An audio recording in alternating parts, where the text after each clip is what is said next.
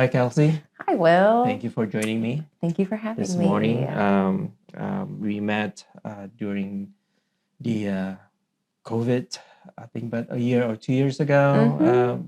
There was a team that Pamela Monk, the ringleader of Storyburgh Live, created this collector's items, and you spoke about your experience. Yeah. And it was exciting, and I like to show our audience what it was. So let me switch, and and everyone can also see what it was. And let me hit play.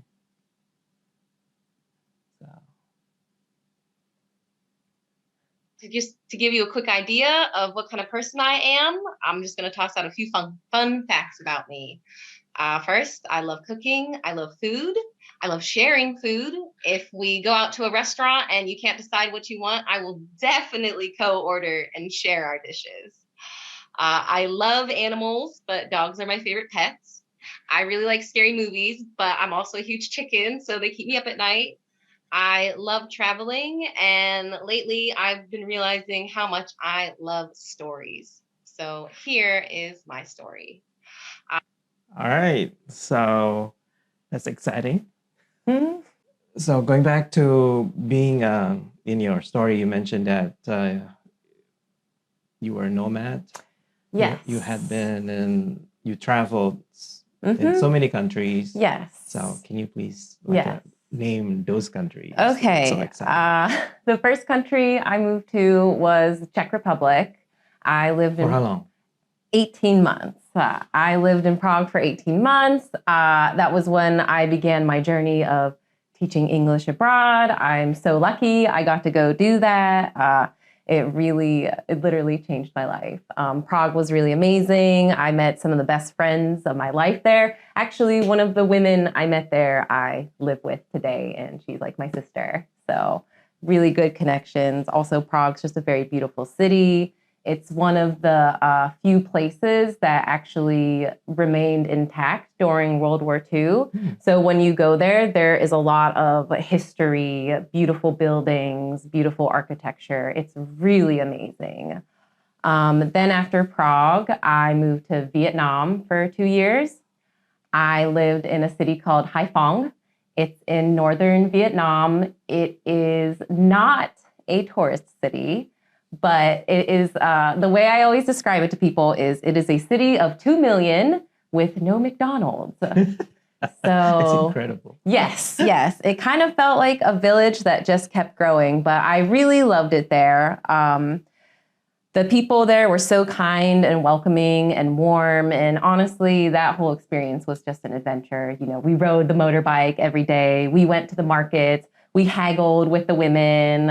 It was really something different and very raw lifestyle, if you will.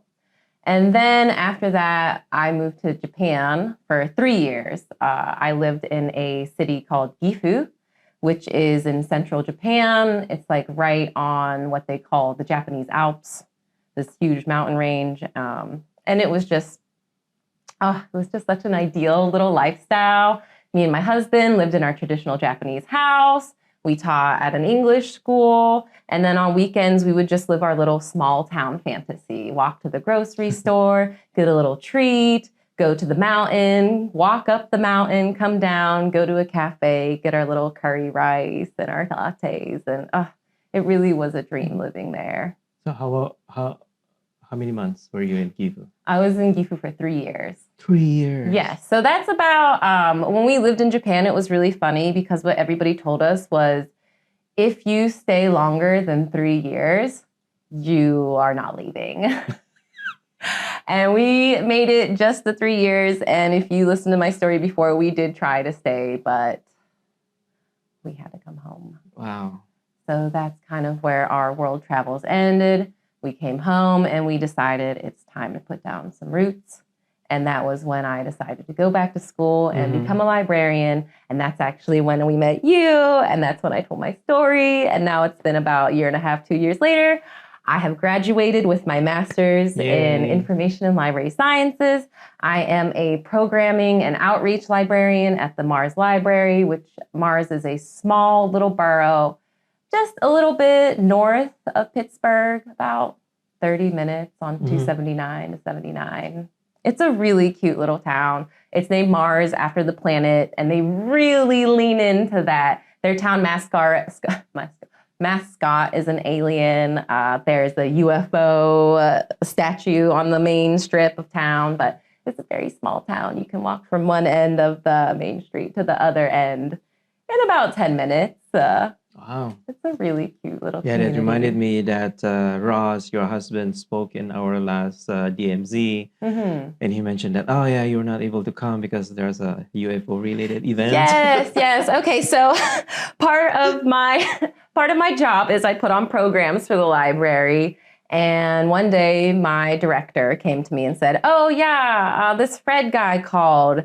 He wants to do a presentation. Why don't you give him a call back? So I gave him a call back. And it turns out he is a member of, have you ever heard of MUFON? If you're in the paranormal world, you probably heard of MUFON. It stands for the Mutual UFO Network.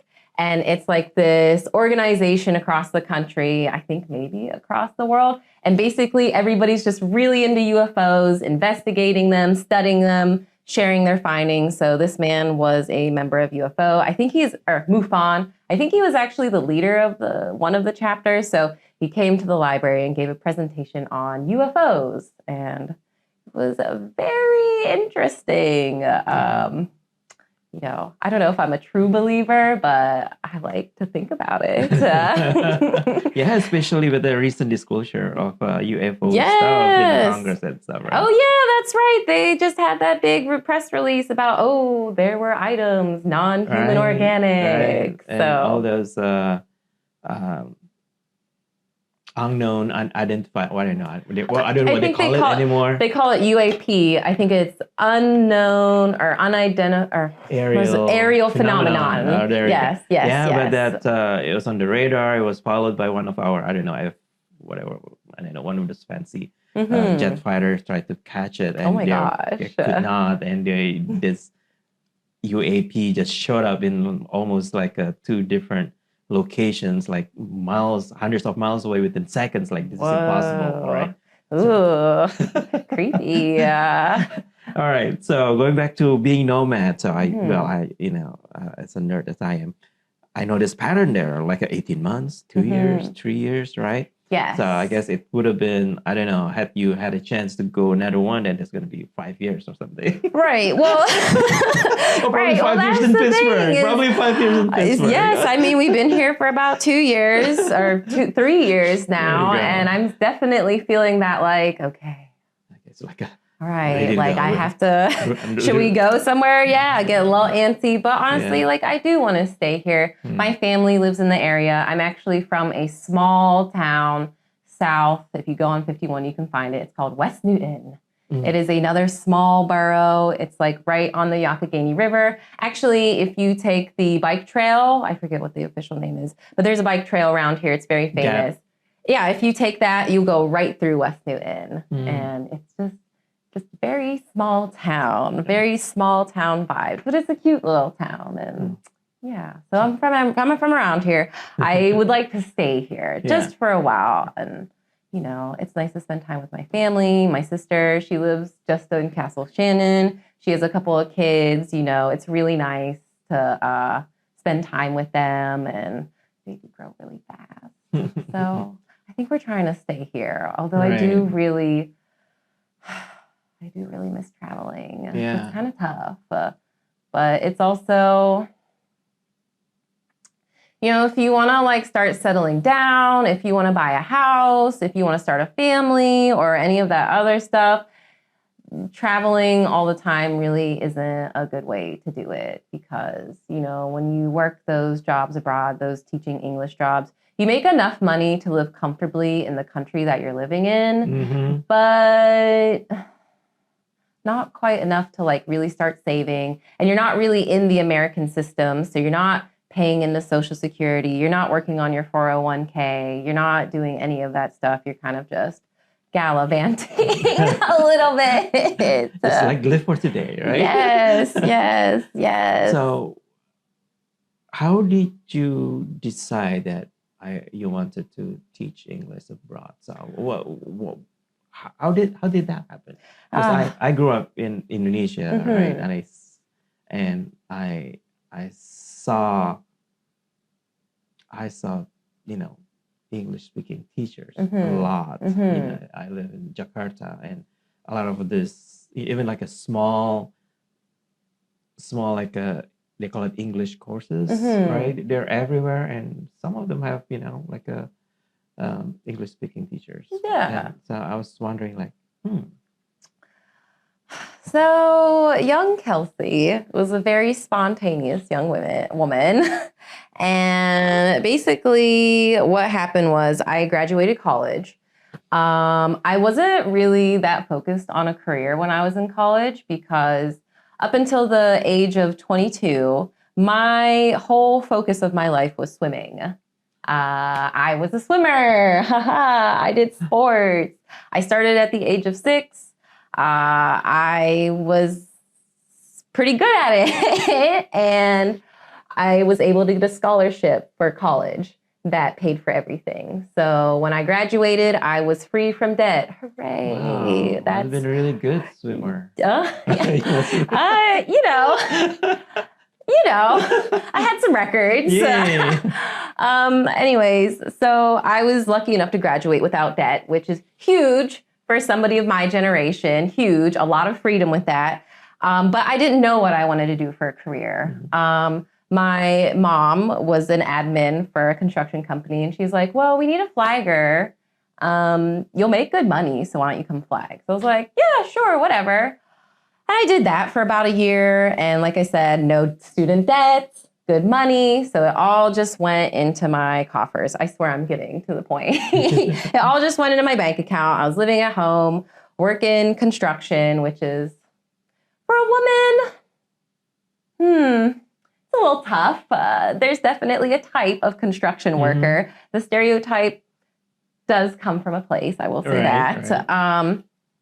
And 1 year, after a year of working, my best friend from high school, Brad, came home from Prague because he was teaching English. He was a language major in high school or in college, so it made sense for him to go. And he was like, oh, well, if you're not doing anything, like, why don't you just move to Prague? You can get qualified to teach English. You just take this course. It's a 1-month course. You take it in Prague, and then you just get a job and live in Prague. So I was like, okay, sure. Yeah, let's go do it. I don't have anything keeping me here. I don't have any debt. I have all the money I made from working in construction. Let's go. I'm ready for adventure. That's kind of was my whole vibe as a young. Wow. I mean, I'm still ready for an adventure, just a different kind. So yeah, it kind of was just a very spontaneous decision. And so how did it work? I'm sure that you didn't speak. I know what language did they speak? They speak Czech in the Czech Republic. Czech, so you didn't speak any Czech, no. Right? So as an English teacher, in a foreign country. So, and the students were there to learn English. Yes. So how did you first communicate? Because they don't speak English. Yes. You don't speak Czech. So yes. how did it all start? I mean, luckily, the company that I worked with was kind of like, they hire you to be a freelancer. So I only worked with adults when I lived in the Czech Republic, which is completely different from how it is now, because eventually I was like, oh, it's actually more fun and rewarding to work with kids. So I started doing that. But luckily for me, I never had any students who were what we would call beginner levels. Most of my students were pre-intermediate or intermediate. So I never had to deal with the, hello, my name is, what's your name? So most of them could already do that stuff. So you basically just try to teach them very simple and straightforward lessons. You start with maybe vocabulary or 1 point of grammar. You introduce that to them, and then you basically have them practice that in different ways. It's like a whole structuring. I think the name of it is called scaffolding. So you think about when you start at the beginning, hello, how are you? That's the beginning of the conversation. We learn that in our first lesson. Then our next lesson, we build on that. So we open the conversation, hello, how are you?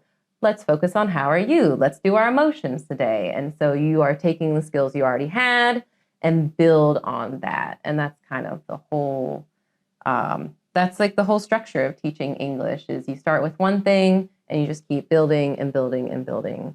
So yeah, when I was in the Czech Republic, it wasn't that bad. Honestly, how old was I? 24, 25. I maybe wasn't the best teacher. So I'm sorry to my students in the Czech Republic. I'm so sorry. I really was trying. I just didn't know. I was young and, you know, I had my friends there, and Prague is, it's a really good place to be when you're in your mid-20s and want to have fun. The trams run all night, so you can get anywhere in the city, wherever you want, and stay out as late as you want. And people do stay out late, so there's always somewhere to go. And yeah, so, you know, I tried my best to teach the students, but I think Prague was a little bit more about the experience than the teaching. In Vietnam was where I really started to actually care about teaching. And I assume this Saigon was not developed. It was not a big city. Yes. You did not have an extensive tram system. Right. Well, that's the thing. In Prague, it's a huge tourist city. It's huge. So you don't need to speak Czech. You can go and be like, hello, one beer, please, one beer. And they'll understand because they're used to speaking English. Although I wish I had learned a little Czech, because it just, if you're going to live in a place, you should try a little bit to especially because I didn't really, you're not a local and, you're not living there for life, but you're also not a tourist. So you try to integrate at least some, because, I felt very lucky to be in these places. I felt very blessed to be in these places. I felt like, even though teaching English, maybe that's giving back, but I felt like I was getting more than I was giving in these places. So yeah, in Vietnam and Haiphong, no tram systems, but everything is super cheap. You could take a taxi to work for $1, $2. That's my friend Stephanie, who I met in Prague, who I live with today. She was in Vietnam and we lived in Vietnam together too. She didn't ride the motorbike. She would take taxis to work. I decided to buy a motorbike because I had always wanted one. And so I drove in the Vietnamese traffic. And you had the license, Vietnamese license? Or you just... Things are a little bit different in Vietnam. They have traffic laws and stuff, but... And you're lucky. You stayed there for 2 years and never got stopped. I did get stopped a couple of times. The first time I was with my Vietnamese friend, Hien, and she talked to the police and it was okay. The second time I was with a big group of people and it was okay. The third time was a little weird. Luckily, I got stopped right in front of my school, and the police officers were talking to me. They wanted to see my license. Obviously, I did not have a license. I should have had a license. Sorry. Like I said, it's different. And it was a little weird because they didn't quite speak English, but the one was trying to tell me, oh, my friend thinks you're cute. Do you want to get coffee? And I'm like, no, school. Look, I could see my school from there. I could see it. So I was like, school, I have to go teach. Please let me go teach. And they let me go teach. Thank goodness. But it was a little stressful. But even though I got stopped 3 times, I never got in trouble. So it was fine. I should have probably had a license. But like I said, it's a little different there. You have a one-way street. Usually in here, it's if a one way is very strictly a one way. And there, it's a one way only if you believe it is. So you would see cars coming the wrong way. You would see people riding on the sidewalk the one way. You would see me riding on the sidewalk going the wrong way. Everybody else did it. It's just how it was. And it's really interesting when you're I say it's like a river. Being in the traffic is like being in a river because everybody is just flowing forward. Nobody uses their mirrors. Nobody looks behind them. What they do is you honk your horn. So you're just always listening and you're always focused on what is in front of you, which actually works out really, really well because you're just flowing in the river and honk, honk, honk. What's really difficult is crossing the road because there is no break in the river. Right. But because everybody has their head up, you kind of just have to be very, very confident, stand straight, and then just kind of walk, make eye contact, or make sure that people know where you're walking. Literally 1 inch at a time. Yes, 1 inch at a time, but a nice, confident, steady walk forward and let the people know I am walking and they'll stop. I guess that was the purpose of, as a driver, to just see straight. Yes. Because people could cross at any time. Exactly. That's the thing is everybody has to be on the same page and everybody is on the same page. So we're all looking forward. Yes. We're all paying attention to what's in front of us. If you're behind me, you better honk that horn. Yes. Because if you look over the shoulder, someone crosses and that's it. Right? Exactly. It only works because everyone's on the same page. And man, the things you see people carry on the back of their bikes, incredible. I had pictures of this. I actually recently, I guess it was just, not the joke, but people actually made fun of it, that it was actually a bicycle, but then they attach like a skins of a car. Yes. But inside the skins of a car, it has some, compartments where they put stuff. So they put stuff there, but it was, Yes. So it's like, okay, this is really a green car. Because it's totally like that. But that's the thing. Everybody rides bikes. Maybe it snows in the mountains up in the north of Vietnam, but it's pretty tropical.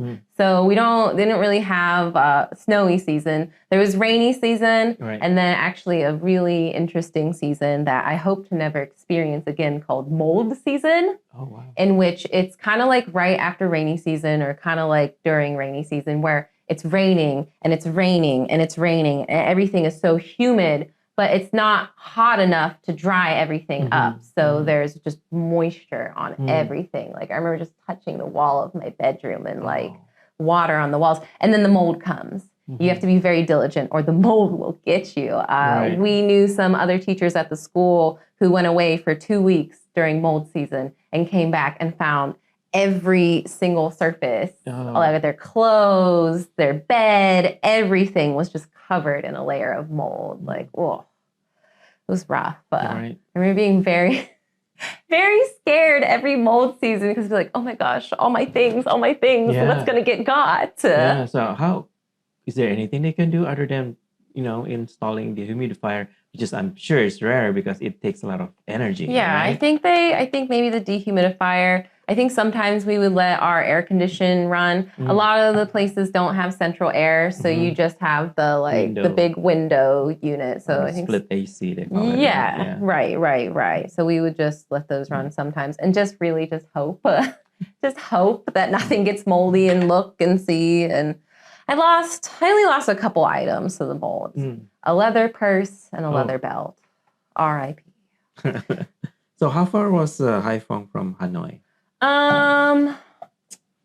Actually, when we lived there was a great upgrade. Originally, we would take the train, which is a really cute and nice train. It's about 2.5 hours. It's really cute and nice until you have to use the restroom. And then it's kind of like, oh boy, let's play. Have you ever played that game, Operation? Yeah. Where you don't touch the sides. Yes.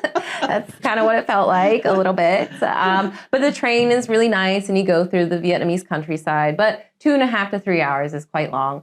While we were there, they completed this mega highway And so then from there, it was only an hour and a half bus ride. I never rode my motorbike to to Hanoi. I was scared of the highways. I could go, I think the fastest I ever went on it was 60 kilometers an hour. So not miles an hour, kilometers. Right. I think that's what, like 30, 35, 40 about, which doesn't seem that fast. But when you're on a little motorbike, with tons of people with you, and Ross on the back of the motorbike.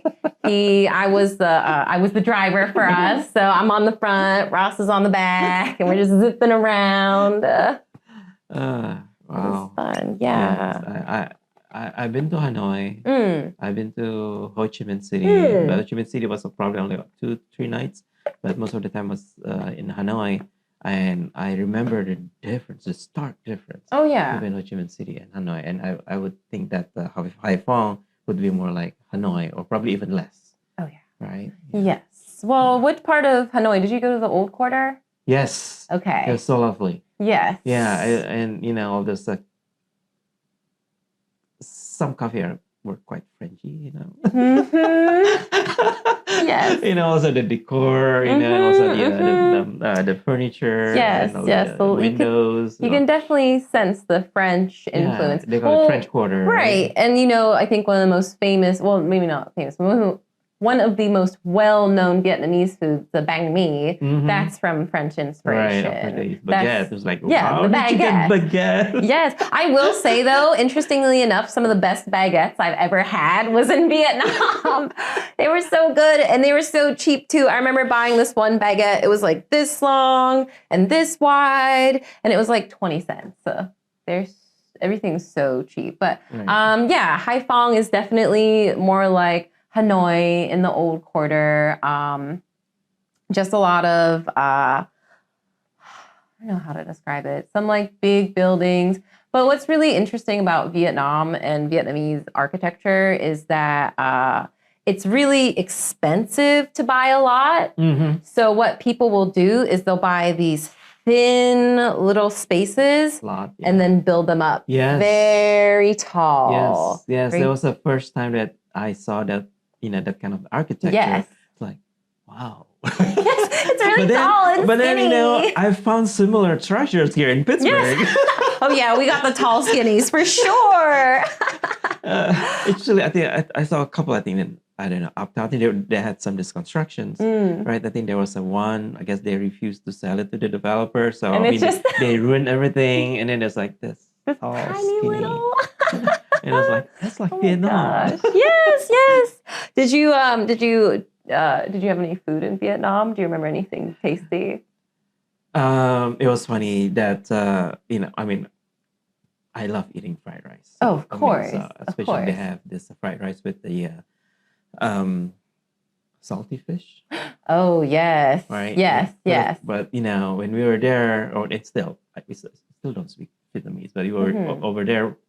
It was a long time ago, and there was no cell phone where we could just say Google Translate or whatever. Oh my gosh! So our guide was just a Lonely Planet, So it's really old school, right? And how we survive eating basically is like, you cheat, right?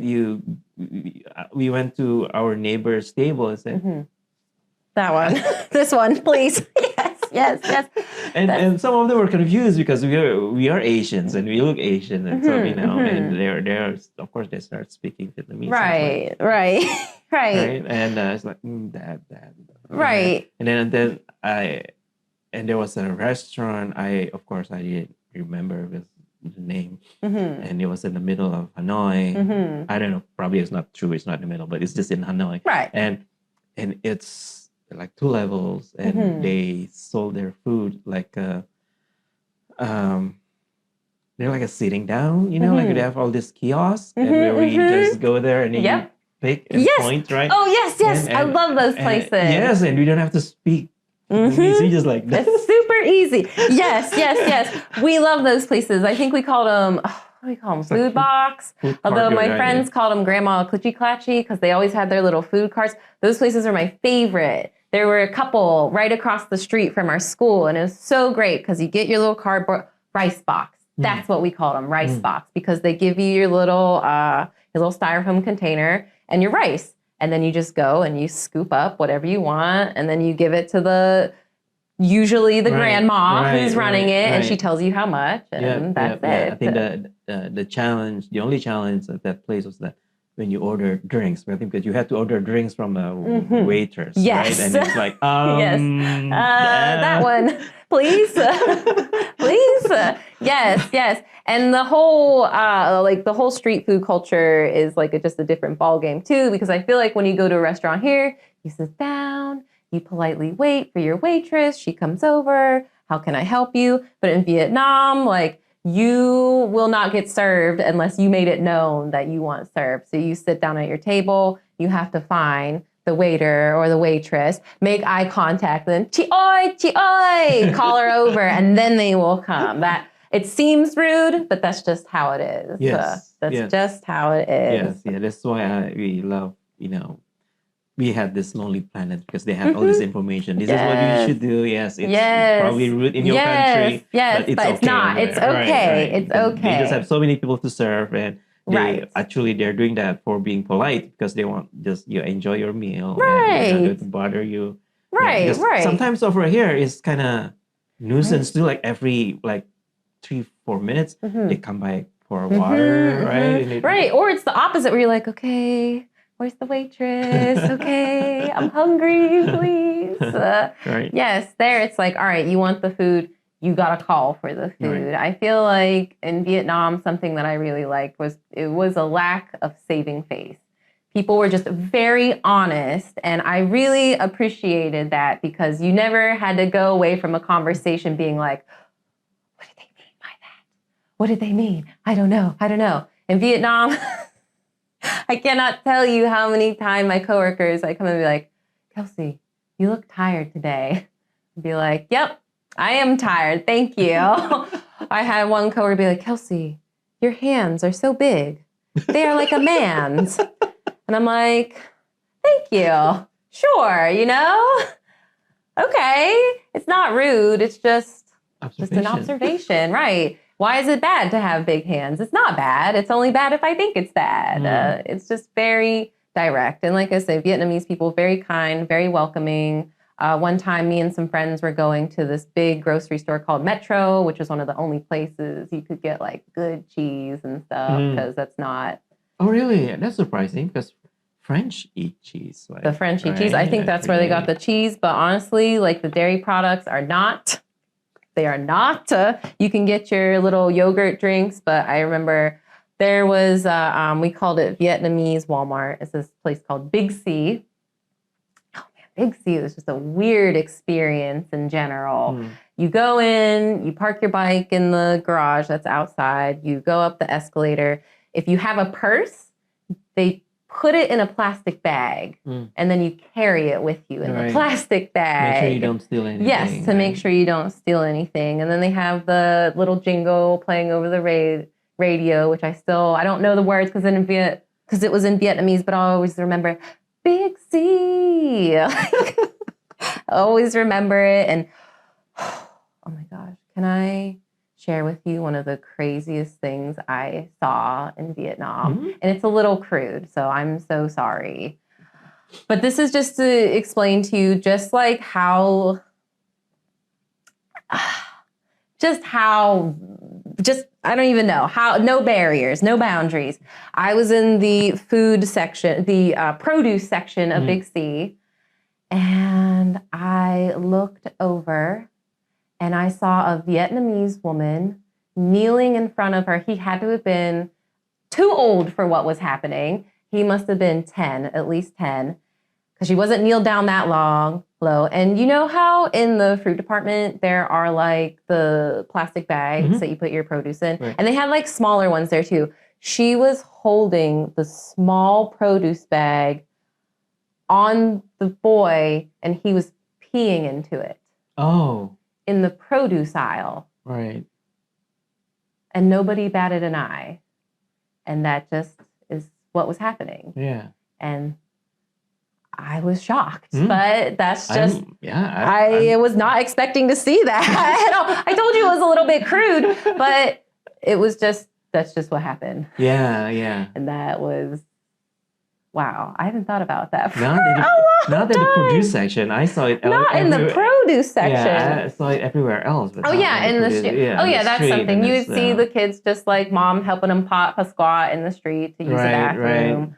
Like that's probably the downside of not saving face. And this is also in Big C, which is probably a more established Big C supermarket, yes, right? This is in Big C, the Walmart. Well, there you go, the Walmart of Vietnam. So I don't know why I shared that story. I think it's just a it's a you know, when you live in a different country, different culture, you just have to be prepared with literally culture shock, right? Yeah, it's just literally culture shock. And, you know, I guess I don't want to judge that woman. She was just doing what she needed to do. But at the same time, did it need to happen near the fresh bananas? I don't know. Yeah. I don't know. Okay. So I think now I just remember, you know, when I lived in San Jose, you know, I had a lot of Vietnamese friends. But I think you are the first American who lived in Vietnam for more than, you know, for 2 years. I knew some expats, but on duty probably 2-3 months or a month or whatever, right? So I have to ask you this, right? Being American, living in Vietnam, was there any negativity or was there any like bad sentiments like, oh, you Americans, you know? No, not at all. Yeah, we went to war, you know, like many decades ago, right? Absolutely. And I expected that, but it was not at all. People were so kind. Yeah, and especially so friendly and especially in North, right? Yes, I mean, right? Yes, absolutely. Because I was told that sometimes they have the two different cultures between Southern. The North is definitely. I don't know if I am an authority to say this, but it did feel like Northern Vietnam was a little more Vietnamese, less Western. There was less Western influence in Northern Vietnam, especially in Hai Phong. But no, I never got the sense that I was unwelcome. Actually, sometimes I felt a little bit too welcome because the city that I lived in, not a tourist city, sometimes I would go for like months without seeing other Westerners who didn't work at my school. So a lot of the times when you go out into the streets, people were excited to see you. Hey, hello. Like, I'm not joking. Almost every single time I left the house. Especially little kids, right? Yeah, oh my gosh, like little kids. Swarm, yes. And the little kids aren't bad. The little kids are cute. It's the older people who sometimes cross the boundaries. And again, it's just the culture. I remember one time I was with, again, Stephanie, my good friend. We were in the fabric market, which we go to a lot. And an older woman was there. And Stephanie is a bit of a bigger girl, which again, you also don't see that. So you've got the pale skin. She has her tattoos and she's a little bit bigger. So very exciting to see. An older woman full on double hand grabbed her butt. Oh, wow. While we were in the market. Stephanie immediately turned around and was like, "Khom," which is no, Vietnamese for no. Do not do that. I do not like that. Which again, in Vietnamese culture, this is okay because you're not saving face. So Stephanie was mad that woman grabbed her and she turned around and let her know, like, no, this is not okay. The woman wasn't doing it in a derogatory way. She was just curious. She saw Stephanie and was like, oh my gosh, like I gotta experience this person. But as we know, boundaries are a thing. Personal space, in our culture, personal space is a thing that we like to try and respect. Over there, right? You might get grabbed. I've been grabbed before. One time I was on a bus to Hanoi and I sat in the very back seat, and you know how the back row is usually just like a shared seat. I sat next to a woman with a baby. I sit down, the lady sees me, gets really excited, puts her baby on my lap and starts taking pictures of us. So, better than having my butt grabbed in the market, but still just like, whoa. Right, and then right. picture. Right. Just very, So, yeah, wow. But yeah, no bad sentiments. And that was a quite contrast, I think, compared to living in Japan. Oh, yes, right? yes, so, yes, yes, so I yes, think yes. it also shows, I mean, to the Super audience different. that we are, they're all Asians, but it's not monolithic. Right. No, So, oh gosh, not at all. Right. So I think in Japan we understood it that boundary is the key, right? Saving face is the key. Right. You don't see bad things, No. right? Oh my gosh. Japan is all about like respect, honor, beauty, like doing a good job, society. It's all about honoring society, honoring your family, like being just respect. Respect with the capital R. I mean, if you go on the trains, it is absolutely quiet. It is so quiet because everybody is just respecting everybody else's space. Even when they're like super duper packed, at most you'll hear like a quiet little murmur. If you were going on a train and if I was speaking in my normal American volume, which is loud, I would stick out like a sore thumb. And there's actually a really interesting saying in Japan, which is that the nail that sticks out gets hammered down. There's a huge cultural importance on like fitting in, being oneness, and there's a lot of good things about that. If you go to any of the major cities, you don't see trash cans, but you also don't see litter because people take their trash with them and they wait until they go to a kombini, which is a convenience store, or their home, and then they throw the trash away. Because why would they make their beautiful city ugly? Why would they litter something that's theirs? They really have this sense that like I'm me, but I'm part of something bigger. Something I learned in Japan is that, there's sort of like a hierarchy of three things.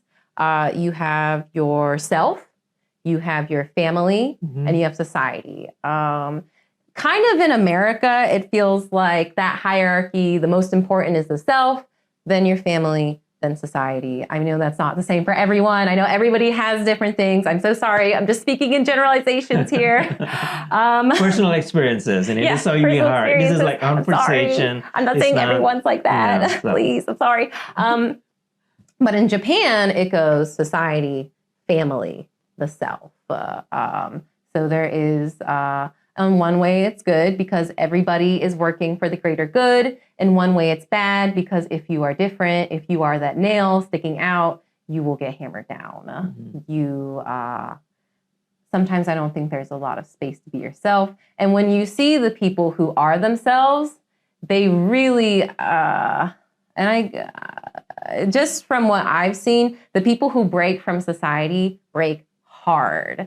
So that's why you get all that like really cool, creative, inventive, wacky styles and culture. The Harajuku fashion is really crazy. Lots of bright colors, intricate hairstyles, accessories everywhere. There's like a culture in Japan of people who are really into 60s American greasers.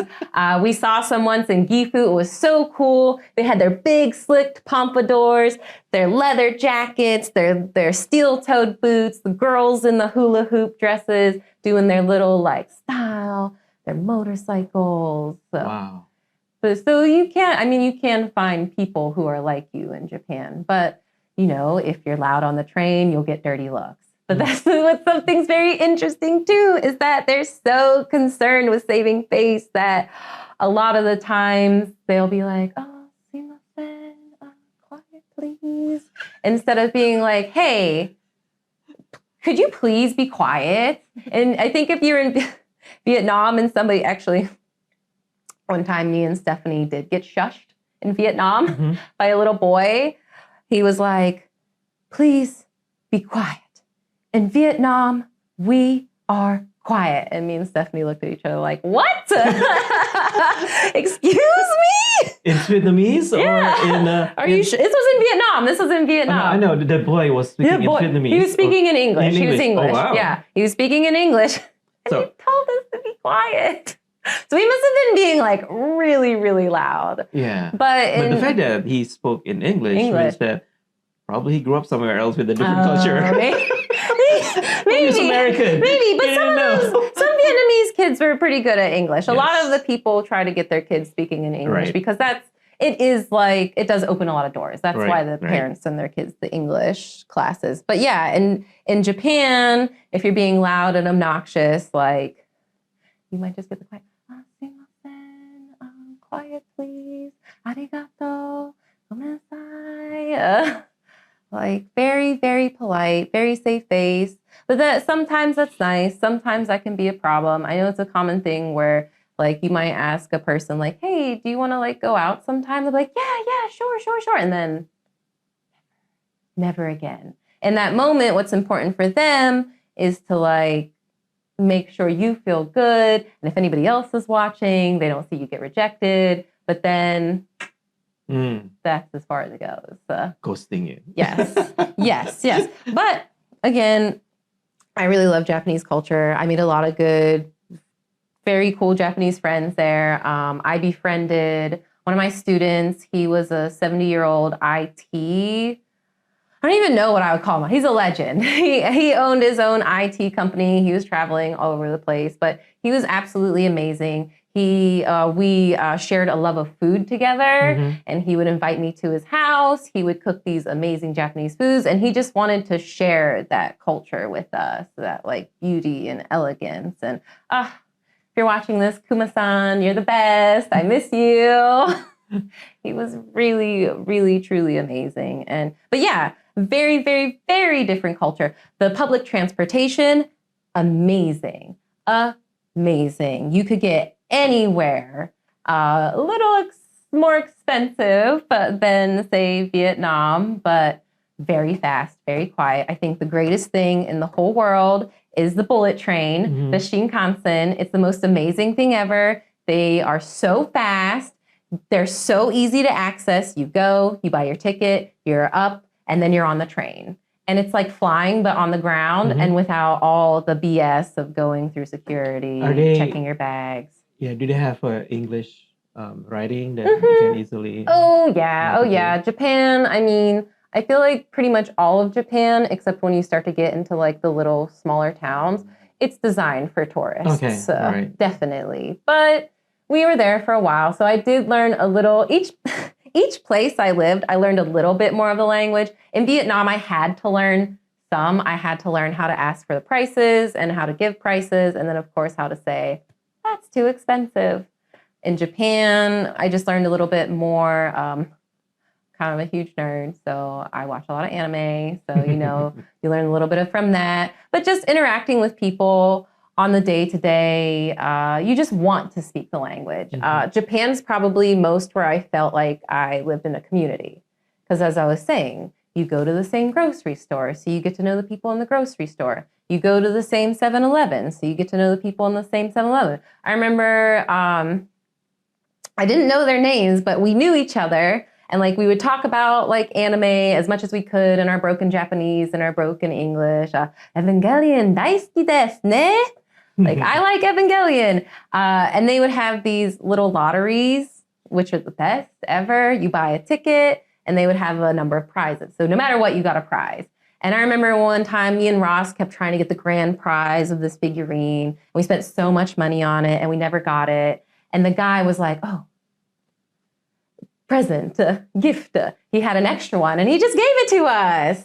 And we didn't even know him, but it was just so kind. And he had no reason to do that other than just, we'd gone there a lot. We kind of got to know him.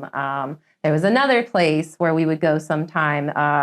It was a little, I don't even know what you would call it. It wasn't really an izakaya. It was just like a little restaurant. And we stumbled in one night because our usual ramen place was closed. And it just happened to be the owner's birthday. So like, she was like, oh, come, drink wine with us. And like from that night on, we kind of had a little grandma and we would go and get lunch from her place. And it was like going to grandma's for lunch because you never knew what she was serving. It was kind of just like whatever she felt like that day. And we had a lot of really nice times. Like I said, we really felt like we were a part of the community. And it's a really powerful feeling to feel like you belong somewhere. Right. I know that's something that Ross talked a lot about in his Storyburgh story. But it's true. If you belong somewhere, if you feel like you belong somewhere, I think it fulfills something in us that we are kind of like, we're kind of lacking a little bit in our modern society, at least in America. And it's something that I really love about working in the library is that the longer I work there, the more I feel like I'm part of the community. It really feels very, very strongly like I'm part of the community. You know, I see the same people coming in. I'm the program and outreach librarian, so I do a lot of programs with people. I see them forming the connections. I see the warmth. You know, people need that. It's more than just like, you know, being a part of your family or being a part of your friend groups, but it really does just like, this is my town, this is my neighborhood, this is my city, and I belong here. And that's why, I think the library is so important because it's one of the few places you do belong. Like, that's why we exist. The library exists so you have a place where you belong. Sorry, I'm spewing into library stuff. It's good. It's a good segue. You know, I was going to ask you about that. So, I think you mentioned about the sense of community, and you find it in the library because that's where community gather and you know, to get whatever they want. Either it's books, you know, but now libraries have video, have music, and sometimes you know, they have a teen sections where teens just like go and hang out, and there are children's section with the free computers where they can play their, I don't know, role playing games or whatever. Right? So it's a great place. And free. Yes, that's the thing. The modern day library, it's not what the stereotypes say are. It's not what it used to be. You know, it's not a bunch of old ladies being like, shh. Right. It's not a bunch of dusty old books. It is a community hub. And you, like, it might seem like you don't belong in the library, like, oh, I haven't been to the library in years, or, oh, I've never been to the library at all. But actually, in reality, you do belong to the library. When I was in school, I read this really great article by this guy, Rolf Happel is his name. And he was in Denmark, and he designed this incredible library for Denmark called the Dock One. It like won some amazing award in 2016. He worked with all these focus groups in the city to make it like a true community hub. And he said something that really stuck with me, and it definitely influences my philosophy on libraries. And it's that, and I'm paraphrasing, it's like, the library doesn't belong to the librarians. It doesn't belong to the board of directors. It belongs to the people. And that's absolutely how I see it. You know, the library isn't mine. It's the people. So my job... Hopefully your board agrees with you. Well, you know, I hope so too. But, you know, at the end of the day, I'm the one planning the programs. I'm the one with the budget, spending the money, you know, trying to make things that is for the community. And like people, everybody belongs in the library. When libraries first came around, something that they would use to describe it is the third place. The third place you belong. So the first place is your home. The second place is work. The third place is the library. Wow. And we have so many people come in and use the library like it's theirs because it is theirs.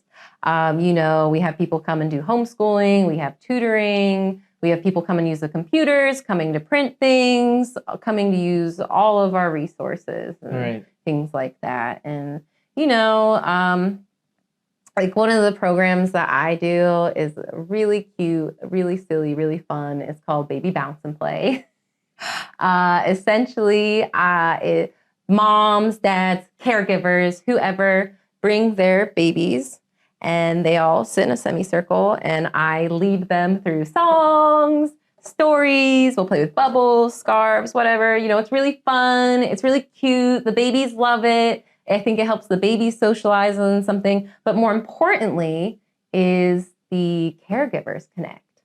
It's a place for them to find other people who are going through the same things that they are going through, you know. if you are a mom, maybe you might not have a lot of friends. You come to Baby Bounce and Play and you meet the other moms. And absolutely, I've been doing Baby Bounce and Play for almost 2 years now, and I've seen friendships form. I see people come in with their friends, like just independently, you know, not just for Baby Bounce and Play. I see moms making plans together, and again, it fosters the community. It makes them feel like they're a part of something bigger. So let me ask you this, just out of curiosity and also out of my personal experience of being a stay-at-home dad when my kids are growing up, right? Nice. And program is a Baby Bounce and Play, right? Do you see any dads? Oh yeah, we get the dads coming in. It's definitely usually moms and grandmas, but dads will come in. I've seen grandpas and stuff, or like aunts and uncles will come in with their babies. Right. We definitely get dads coming in, and obviously dads, everybody's welcome. Everybody is welcome at the library. So I think my experience were kind of, I don't know, I don't want to say different, but it's kind of quite challenging for me, honestly. Yeah. I think when my kids were small, we lived in Pasadena in California, right? So the parent teachers group were mostly moms, you know, and the dads, and probably it's only like few of us, 2-3 of us, and we felt excluded. Oh no. Oh no! And I thought it was like, okay, this is LA. Most of the dads there were like in the TV or movie industry, so they are kind of like they don't. It's not like a 9-to-5 jobs, right? Sometimes they were there, sometimes they were not, right? Well, I was there. I was a full-time stay-at-home, and I was there all the time, right? So I was like looking for a way in, right? And I could probably go way in with the other dads first, but but the other dads don't usually show up, but when they show up, it's only once in a while, so it's not always consistent, right? And then trying to set up, you know, I don't know, play dates with other moms, you know, it's challenging. You know, I express my frustration to my wife. It's so hard, you know. It's like, yeah, right. And, you know, so hopefully with the programs that you have, you know, sometimes probably you need a little bit of encouragement, you know, sometimes from the organizers, like, hey, dads, come on, dads. Absolutely. Or like, hey, moms, yeah, that's a good talk idea. to the dads too, you know, so it's not. Right. Let the dads in. I mean, the times I see dads, they seem to be having a good time. What usually seems to happen is the children choose, you know, so like this little baby and this little baby will come together and they'll have a little friendship, and then the parents will come together and be like, oh, hi, how are you? Or a lot of times they just end up where they sit and then they make friends with their neighbors. It's true. It's probably that what happens with the, you know, at the baby level, right? Toddler, something that the school age probably. So the dynamic is kind of different. Well, and something I always say at the beginning of Baby Bounce and Play is that, hi, everyone, like, welcome to Baby Bounce and Play. Like, just so you know, this is a very chill environment. I have no expectations. And so, you know, I say that for the kids, but I also mean it for the adults as well. Like, I have no expectations. I don't care. If the babies are happy, that's great. If the babies are crying, maybe not great, but that's okay. And I mean it for the parents too, because I had a woman come in late the one day. She's like, I'm so sorry I came in late. I don't want to be rude. I'm like, when I say I have no expectations, I truly mean it. It's for you too. So I'd rather see you come late than not come at all. Yeah. Awesome. So talking about adults now. Yes. So let's see. Now about the, let me switch screen here.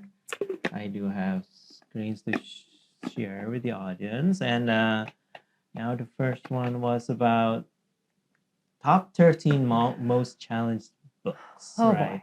So you have this, you shared 3 websites. Yes. The most challenged books, and then you have the mapping challenges for them to read in various states and area, and then you have this American Library Associations for the Library Bill of Rights. Yes. All right. So tell me about these challenges. I know that, you know, what I read lately about books being banned. Yes. Right. Okay. And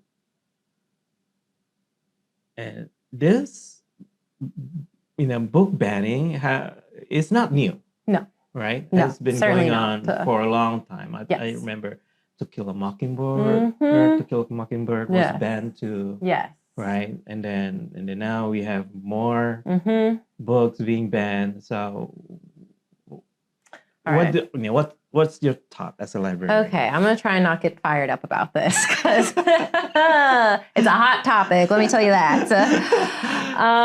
Okay, so there has been an increase in book challenges in the past several years. I can't tell you exactly why, although I have a couple of theories. It's absolutely a problem. It's something that, in my library, we haven't had any books challenged directly yet. Mm-hmm. But over the past couple of months, there's just been comments from patrons and certain things around the library I've noticed that makes me think we are going to start seeing some challenges soon. For example, I started noticing some books that are out on display get hidden. One of the books that was hidden was Elliot Page's new memoir, Page Boy. And it's about his transition from being a woman into a man. That book, I had it on our new display. And one day I found it shoved behind all the other books. Once, maybe a coincidence. But then there was another book on the young adult display. I can't quite remember the title. I think it was like The Young Person's Guide to Being a Lesbiana or something. So that book also was mysteriously hidden behind some other books. So that was the second hiding. And then the next one was maybe the silliest of all. Somebody took all of the Captain Underpants books in the children's section and turned them spine towards the wall, like pages out. Every single one was turned around so you couldn't see the title of the book, which just coincidence? I don't know. And these all happen like back to back to back. And then just like comments from people. I had a book come back with a sticky note on it that said, if we keep getting books like this, they won't be able to support the library anymore. And it really wasn't even that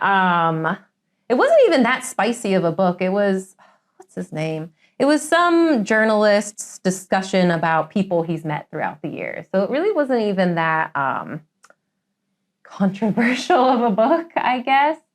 And yeah, just like a lot of comments coming in. So we're trying to get prepared for it. But so what's your process? I mean, as an organization, librarian and the board, how do you, it's a community input. Right. You take it as community input, and then we have to decide what to do about it. Right? So, but at the same time, you can't just. There could be an outlier, right? Yes. I mean, you can't just the vocal minority, basically. But loud. Right. Exactly. Right. But that's most likely. I mean, most of the time, that's what happens. Right? That absolutely is correct. So right now, as I said before, our libraries never actually had to deal with any book challenges. So we are literally in the middle of creating a policy for book challenges. But what I can tell you is that at the end of the day, and what it says in the Library Bill of Rights, is that the library is for everyone. And we're going to collect materials that represent everyone. And that's just how it is. Like, that's just an objective truth. And even in small towns, there's all kinds of people. So our job is to make it known that these people are welcome, that it is normal, right? It's not something to be shied away from. Some people might want us to mark what children's picture book have LGBTQIA+ content in them. because there's a lot of picture books now that we love. We love our 21st century children's picture books that have all kinds of good representation, intersectionality, and all that. We love it so much. But some people, might not love that so much. Right. And they're children's picture books. So they might not want to give that kind of content to children. But the issue with that is that, what lesson are you teaching? You're teaching the kids that this is different, right? That this needs to have a sticker on it, which I don't think that is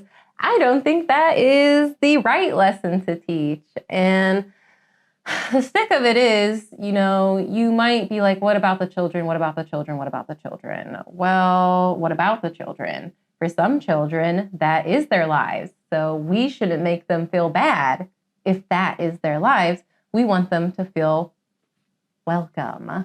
We want them to feel you belong. You belong here. You are not different. You are part of this community and you belong in the community. It's really important. And, for parents who get upset about that, we're a public library. If you don't, I'm so sorry. Please forgive me. I'll be a little sassy. If you don't want your children to read the books, you could read the book first before you give it to your child. You could take a look through it and decide for yourself that that's not appropriate for your child. The important thing here is it's your choice. We want to give you the choice to do that. You can choose to give the book to your child. You don't have to. But that's the tricky part, right? I mean, tricky, So my next question is that how is how do you, as a library, as an institution, collaborate with the public school system, for example? Is there any collaboration? Is there any like a crosstalk happening? No, surprisingly not. Available and not available. Surprisingly not. We don't really, we don't really talk that much to the school because we have a lot of librarian. Controversy in the school side, right? Yeah. Well, the school side, that's a whole different ballgame because the kids. Pretty much they have no. I mean, I don't want to say they have no choice, but right. It's there's a lot. The books that are picked are it's the teachers and probably the district's decisions. Right? Yes. I can't really tell you that much about the school library because I don't really know that much about it. But I do know they're still coming after the school libraries. I think they go after the school libraries a little bit harder because schools are a little bit more of like controlled locations, and it's like it's a manufacturing, Right. And if the books in the library, it's like this is a good educational item, right? Because it's in the school library. Right. Well, we have to think about it as a supermarket, right? Not everybody has to like kale. Right. Not everybody has to like buttermilk, right? But it's sold and somebody consumes it, and if you don't like it or you are extreme carnivore, you just like skip that produce section. Just go to the other section. Right. You don't. We actually, I had someone come and complain to me. They complained to me about the content of the book, and I was like, oh, they wanted to know, like, how do you choose these books? Like, are you gonna put a warning on the books, like that have extreme graphic materials? And I was just like, well, I'm so sorry. Like, we do our best to choose things. Thank you so much for bringing this to my awareness. We don't really put warnings on the books because it was an adult fiction book, right? But then I looked at the author, I read the description of the book, and I was like, it telegraphed its content pretty clearly. So what do? I don't. Yeah. And that's the thing too, is you also, these people who are making these complaints are also members of the community, right? So it's kind of a struggle because you want them to feel welcome too. You want them to feel like they belong too. But how do you do that for people who are saying, well, that other person doesn't belong? Right. It's a kind of a challenge, But yes. Yes. I just want to help the community. I just Yeah, want no whoever matter needs who they help. are, Yes, right? yes, So I mean, it's part of exactly. community, and community is the entire spectrum, Right, absolutely, right? absolutely. And like, you know, I do the nonfiction acquisitions and like I try to buy books that will be good for the community or things that like the community might want, even if they're not necessarily things that I agree with. Sometimes I'm Good like, for but you. somebody, I but mean, it's not for me, right? It's right, not for right, me. right. So It's for you, the which is a community. hard thing to do, which is Yes. like what other people need, right? Because Yes. that's usually it always comes from what I like. I'm in control. I know I have this signature authority to buy books. Right. And it's like, they're not for me. They're for the community. I work really hard to try and make sure there are good titles, but there are definitely some titles where I'm like, I don't think I would buy that one. Right. It's like, what is the value? At least there's the value. Right. Well, and that's something too, is librarians, we're trying to fight misinformation. You know, we are trying to stop the misinformation. Misinformation is like, it's like the deadliest poison this nation has been sipping on for the past however many years, you know, because it's hard to determine what is misinformation. And it's exceptionally hard if that misinformation supports something in you that you already believe in, right? It's really hard to fight misinformation. But, you know, if somebody comes and personally requests a book, even if I'm like, I'll get it because they're the community and I want to serve them. Right. You know, I have to put my personal opinion aside sometimes, but I will not put aside my professional opinion because I went to school. I learned how to do this stuff and I'm trying to do my best. Wonderful. I think it's a public service. Yes. And, That's what I tell people. I am a public servant. Right. My job, my role is to enrich the community. Like, and that's like what I see my my prime directive as is enriching the community and everyone. I mean, it's impossible to help everyone, but if we can, that would be great. Yeah. Right. So I think, like it's transparency. I think one thing, that I always go back to when there's a conflict, then what is the transparency and what and also to make sure that we share the same definitions, right? Absolutely. Like public library, what does public mean, right? Public mean is not just a small segment, but it's the entire. What is library? Library is collection of media, things, and we want to collect. Yes. So what can be collected? So I think, but of course, sometimes it could be wordy that people just like, okay, sometimes it's posted in the bulletin board. People just like, whatever, right? It reminds me of usually in some companies, or probably I don't know where it's posted, but I remember when I was in corporate, there was always like a board by the equal employment opportunity about how people should be paid, but whatever rules overtime, right? It is in the cafeteria all the time, but nobody reads them. Right? It's required to be posted, but it's so wordy that it was like, yeah, whatever. Okay. Right? But so when people ask, but hey, why do I have to work? Blah blah blah. I think it's listed there somewhere. Yes. Right? So, yes. Yeah. And yeah, I think it's just hard getting people on the same page.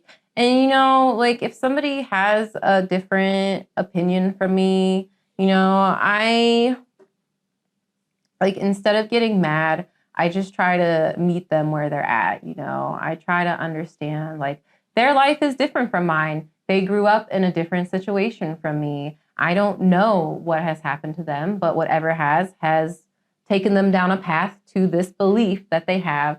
And, people, it's what's the word? It's like applauded to hold on to your beliefs, right? Like you hear that all the time, like, oh my gosh, they had just such a strong belief. So I think, it's hard to let go of those beliefs. And part of the job of being a librarian is trying to educate people. So, even if somebody believes in something that I don't believe in, that I think is like, ooh, not a good or nice thing to believe in. I don't want to attack them. I want to educate them. I want to understand where they're coming from, to understand why they have those beliefs. Because I don't think people are bad. I don't think people are trying to be bad. I don't think people are trying to hate. I just think they have their beliefs, and that's what they're sticking to. Right. And when we say educate, doesn't mean that we educate our beliefs to them, or we project our beliefs to them. It's just that to educate them to also understand where the other people are coming from. Exactly. Right. So exactly. it's okay to be different, right? Yeah. As long as, of course, there's safety, harm, no physical harm, no mental harm. Yes, exactly. If you're just living your life, just live your life. It's fine. It's fine. If somebody's living their life, like you said, they're not hurting themselves. They're not hurting other people. They're not bringing harm to anyone. Great. Right. You do you. And if you do you, guess what? You're welcome at the library. All right. Everyone's welcome. All right. Thank you very much. Oh my gosh. It's been an awesome conversation You're this so morning. welcome. And we learned a lot about you and your adventure and your experiences in the world, literally, from Czech to Vietnam to Japan and then America. Yes, America. That is actually my big adventure right now, is America. Yes. Discovering more of us. Yes, and actually building the community that you wish to be. Yes, we're going to get them. All right. Thank you very much. Yes, thanks for having me.